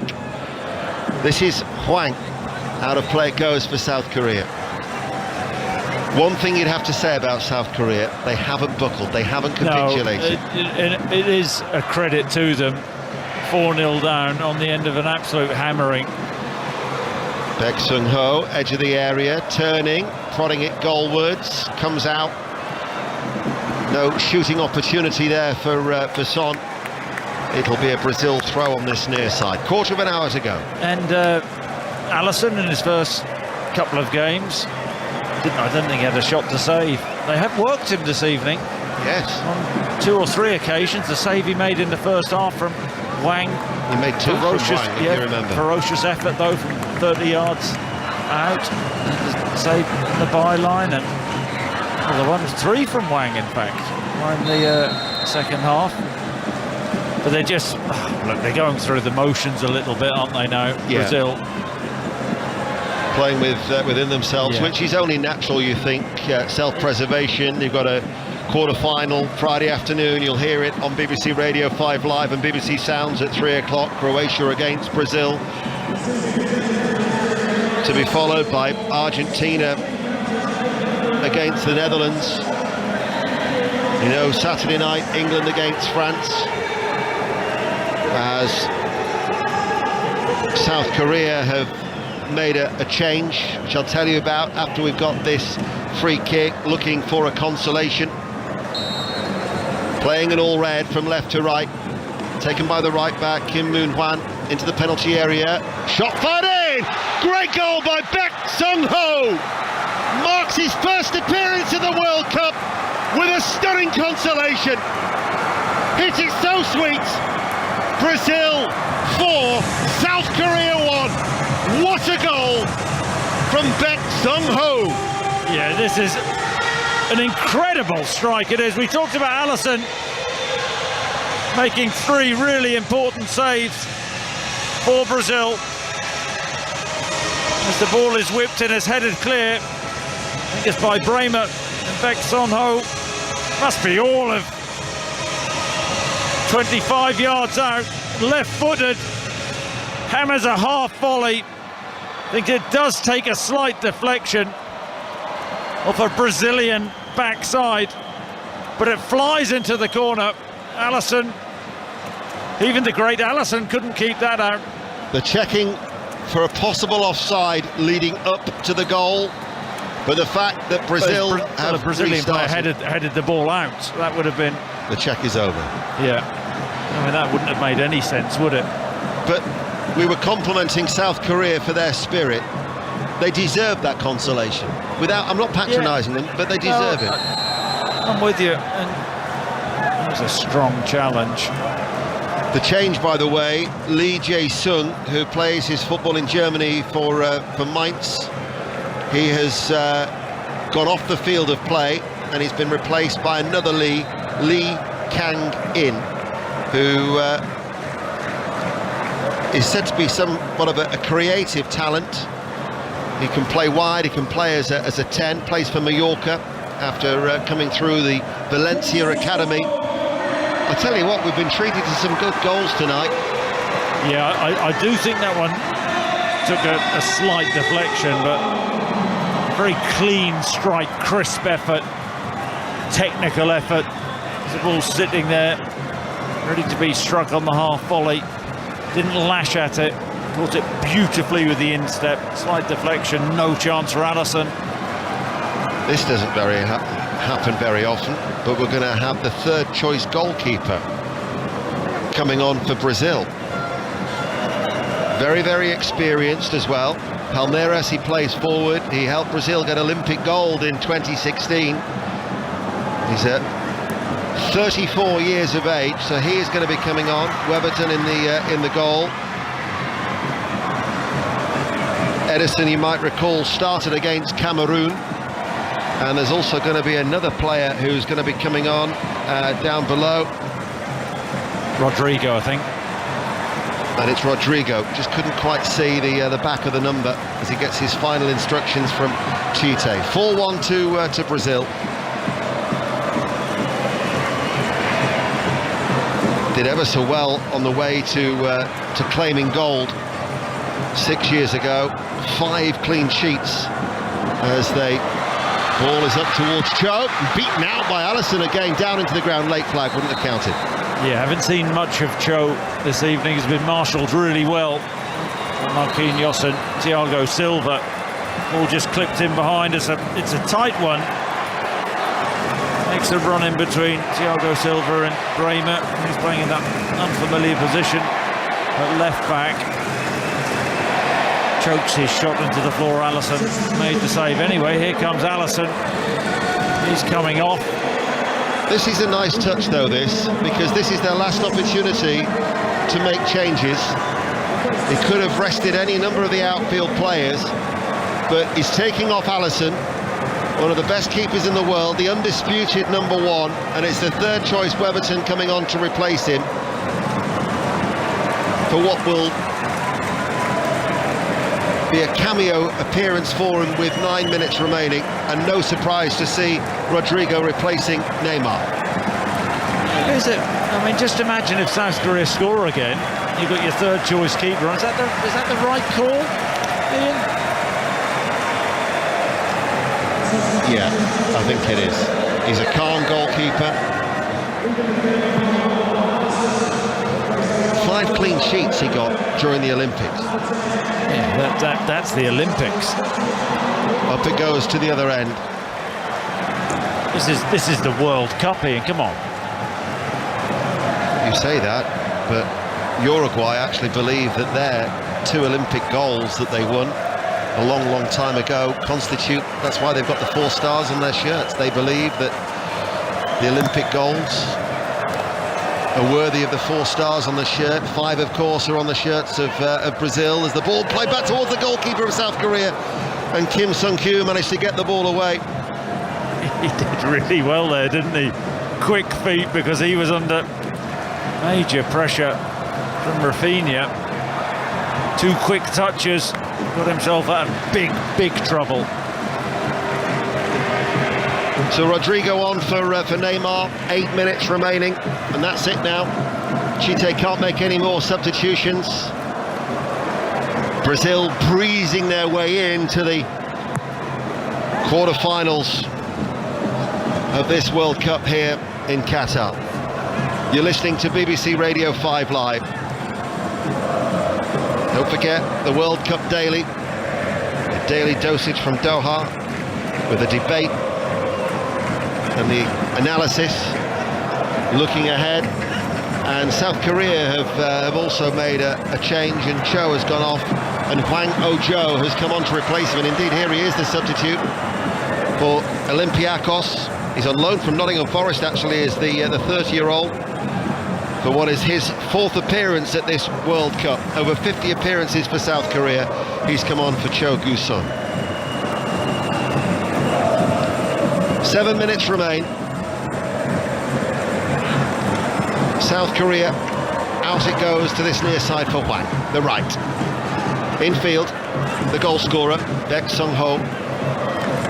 Sun Jun-ho.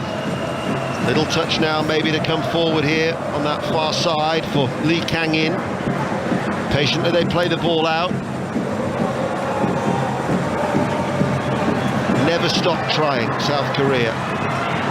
Brazil are just going to defend for these closing stages. Hwang plays the ball down line. First time cross from the right back, Kim Moon-hwan, who was ahead of him. Very advanced across the face of goal, out of play for a goal kick. But I wouldn't think there's a great deal of concern for Chite on the bench. The second half, it's been like a bounce match really for Brazil. It's been pretty half-hearted, hasn't it? They're already thinking about Croatia, the next test, and South Korea have actually played some okay stuff, but this is Brazil second half, lacking the intensity. Did enough in the first half to put this game to bed. Well, if we had the flair for the best part of the hour, they've resorted to a little bit more of the functional style of a team, say from Dunga down the years for Brazil, as Martinelli on this near side, the left, level with the penalty area. Do they have time for a 5th goal? As waiting is Rodrigo. Now they go back. Paquetá, Casemiro. Ball played all the way back to Bremer. Paquetá's shown some nice touches this evening. Struggled a little bit in the West Ham jersey, hasn't he, so far? Or maybe not struggled, but hasn't produced what I think West Ham fans thought he was capable of producing. Record signing. Could be worth just over £50 million for West Ham. 12 appearances, yet to score. Give him time though, he's certainly a talent with his left foot, the attacking midfielder. Under 5 minutes remain. Brazil lead South Korea by 4-1. BBC Radio 5 Live. South Korea with Kim Min-jae to Kim Young-won, and now out towards the far side for Hongchul. Forced to go back towards their goalkeeper Kim Sung-kyu, who plays it forward, strikes Rodrigo, he gets the ball back from Richarlison, and a good block coming in from Kim Min-jae, and out of play it goes for a Brazilian throw, and the goalkeeper getting in a tangle. Should have made more of that, Brazil. Goalkeeper careless, kicks the ball straight to Rodrigo. Richarlison then tries to reverse it back to Rodrigo. The block comes in. They could have scored more, in fairness, couldn't they, Brazil? Many more. Talked about their record win as the header is guided back by Kim Min-jae towards his keeper. The record win was 7-1 against Sweden in 1950. They could easily have had 7 goals here tonight, such has been the style of football that we've all enjoyed. Just 3.5 minutes remaining, and a lot of empty blue seats now appear inside Stadium 974 that will be signing off. Said before that this stadium has seen the most goals behind the Khalifa International Stadium. 21 in total in its 7 games at this temporary venue. Are we to have another one before Stadium 974 signs off with its recycled shipping containers, which will be dismantled? But there are a lot of, I mean, this is the type of game that you wouldn't want to leave early, personally. You pay good money. I just want to watch Brazil, just in the hope that we get another goal. We might get another goal as South Korea are attacking on that far side, the left. Cross is delivered. Hwang looking to meet it, couldn't get there. Bremer was challenging him. Martinelli inside. That was a foul. Did well, Bremer, actually. Cross from the left-hand side. The high ball. Hwang had the run on him. Just saw him coming, used his body, and eased him out of the way. 2 minutes of normal time remaining then on BBC Radio 5 Live. Everton, the goalkeeper, out towards the far side. Little ball laid back. Dani Alves, he releases Rafinha. Rafinha now running forward. 3 yellow shirts to aim for. Rafinha, right corner of the area, crosses the ball, looking towards Gabriel Martinelli. Headed away by the South Korean defence. Back it goes to Martinelli on this near side. Brazil playing from right to left. 90 seconds remaining. How good has he been again this evening? Casemiro, such an integral part of the team, isn't he? Ball chipped out. Rafinha comes inside. Good header away by Kim Min-jae. Paquetá, a little layoff to Casemiro with his back to goal. Just hoovers everything up, doesn't he? Here is Rodrigo looking to Martinelli. Martinelli enters the penalty area, goes on the outside towards the byline. Martinelli pulls it back. Dani Alves with the acrobatics and deflected behind for a corner kick. That would have put the icing on the cake if Dani Alves were to get on the score sheet here. 4-1 Brazil. Yeah, that would have been delightful. Dani Alves, ball slid through from Rodrigo in between centre half and right back. Martinelli to the byline, just dinks the ball up beyond the far post. Alves, acrobatic right foot volley into the floor off the back of Korean defender. In swinging corner from the far side. Bremer was last touch off him as he tried to attack 6 yards out, and it goes for a goal kick. We're going to have 4 minutes of additional time in Stadium 974. BBC Radio 5 Live and BBC Sounds. And Brazil against Croatia will be the first of the 4 quarter-finals that will bring you from Friday afternoon at 3 o'clock. After Japan won, Croatia won, and Croatia going through 3-1 on penalties. South Korea, crossfield ball, Hwang enters the penalty area, inside right channel, little bit off balance, puts it out of play, goal kick. Is that Son John-Hu again with raking crossfield ball, diagonal ball to Hwang Hee-chan, who takes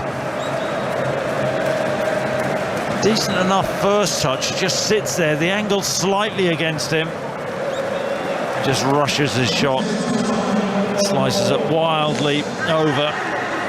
And I do think we're all thinking, with the way the draw is, Brazil, Argentina in that semi-final, but it's been that strange World Cup, so many surprise results. You wouldn't put it past the Netherlands beating Argentina. Ball is carried forward for South Korea from Lee Kang-in, who was upended, but no foul. Paquetá plays it out to Martinelli on this near side. He was definitely fouled. Oh no, he's not. The referee's told him to get up. What about Croatia for Brazil? Keep an eye on them earlier. They're a good tournament team, aren't they? Modric still pulling the strings there. Well, that is going to be fascinating. Modric against Casemiro. The two players will know each other so well from their days at the Bernabeu. Son back to Kim Moon-hwan. Out to this near side for Hwang Hee-chan of Wolverhampton Wanderers, scored against Uruguay. He's come close on 2 or 3 occasions tonight to add to his tally. Still South Korea are attacking. As the ball is played back to Kim Min-jae. The Napoli defender plays it forward, nice little layoff, but cleared on the edge of the area by Paquetá. There's a pacey ball up towards the halfway line, and Richarlison now tries to get away from Kim Min-jae on this near side. In stoppage time on BBC Radio 5 Live. Richarlison down towards the corner flag. 3 South Korea players are drawn towards him, and in the end it was the goal scorer, Baek Sung-ho, who put it out of play for a throw. Yeah, and you said it earlier, you don't want to be patronising, but they have really done themselves proud. Yeah, they have. In the way 4-0 down, they could have let their heads really drop, throw the towel in, get beat 6, 7, 8. They've worked exceptionally hard in the second half, got the goal, a little bit of consolation, play to the end. They've done exactly that. Shot from distance from Dani Alves, dragged it well wide. Bearing in mind at 4-0 down, Paulo Bento must have been thinking a repeat of the 5-1 defeat to Brazil in June would match his heaviest defeat since he's been in charge, and he was appointed in 2018. But the second half, they haven't caved in. They've kept playing. They've kept going forward. They've had chances. They've got a great, albeit deflected from distance, a consolation. Brazil 4, South Korea 1, and there can't be long left in terms of stoppage time as the ball is chipped out by Thiago Silva towards Dani Alves. He hasn't broken sweat, has he, Thiago Silva? Just gets the ball, gives it. His positioning is phenomenal. I mean, those 2 players alone, that's a throwback to 2014. That was when Neymar was ruled out through injury. Stretch it off, I think it was in Fortaleza against Colombia. Tim Vickery will know for sure. So he's had a bit of a checkered history in the World Cup, but returning tonight, getting his first goal of this tournament. Neymar returning from an ankle injury, and there is the final whistle, and the tournament favourites, who led 4-0 at half half-time. Vinicius Junior after 7 minutes, Neymar's penalty after 13, brilliant goal from Richarlison just before the half hour, and then that sweeping move finished off by Paquetá 9 minutes before half-time. Brazil could have had more goals, kept out by Kim Sung-kyu, the South Korean goalkeeper, but South Korea kept plugging away. And the long-range effort from Baek Sung-ho was certainly a fine consolation. But Brazil, they've laid down a marker because it's been so entertaining to watch. The full-time score here in Stadium 974. Brazil 4, South Korea 1. Mark. That was great. That was really, really good, wasn't it? Just what an enjoyable game of football. Yep, absolutely.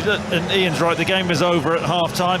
I suppose this was the Brazil we all expected to see in the first group game. That didn't materialise to, Serbia being difficult to beat. The same with Switzerland, the low blocks. Cameroon sat back in, but, it was all about Brazil's early goal. They got the early goal today, and then they blew South Korea away. But some of the quality of some of the goals, this is Brazil now getting started in this competition and saying we are still the team to beat. At the moment, the players all shaking hands. The South Koreans have now got into a little huddle. Neymar and Danilo, I think it is, have brought out a blue banner that just simply says Pelé on it and has a picture of him as well. And now the whole of the Brazilian team are going to congregate behind that banner in the centre circle.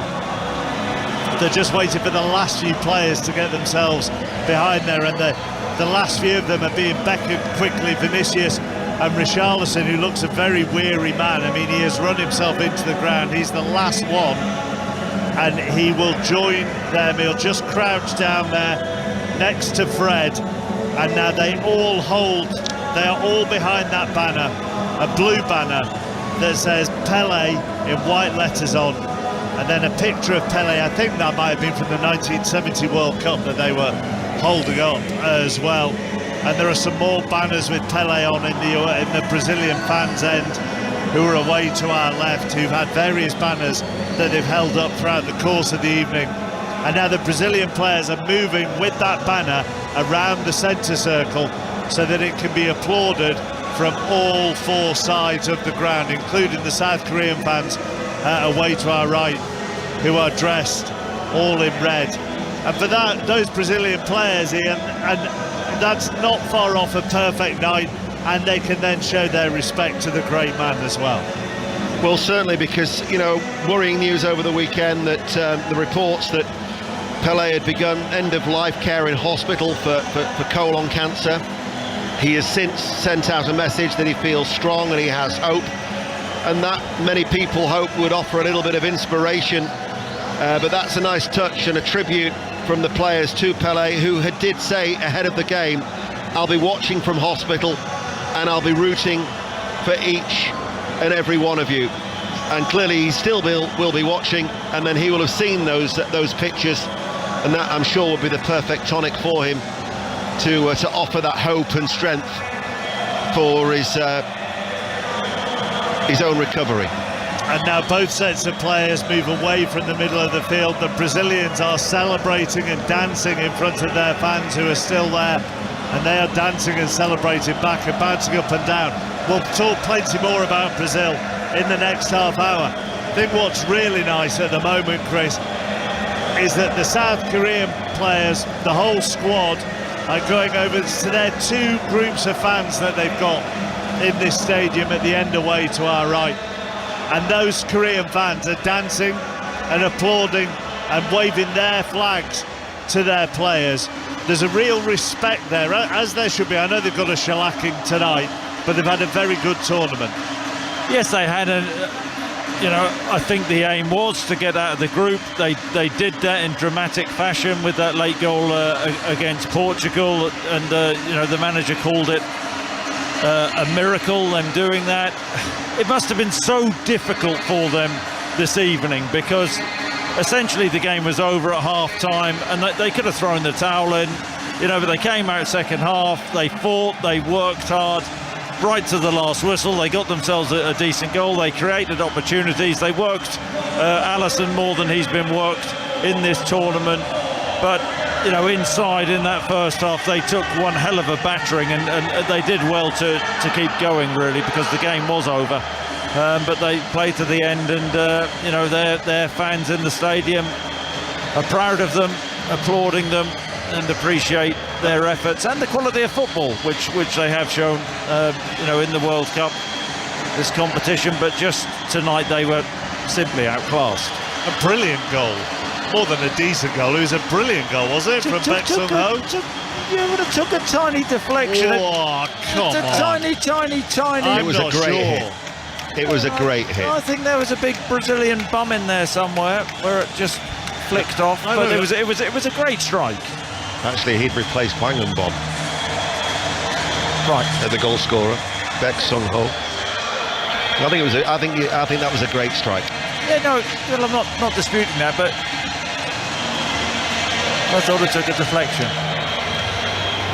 We will react more to Brazil's win. They've beaten South Korea by 4-1. They will meet Croatia in the last 8, who knocked Japan out on penalties earlier. So we'll talk about both those games in the next half hour. It's exactly midnight here in Doha, 9 o'clock back in the UK. Here's the latest news.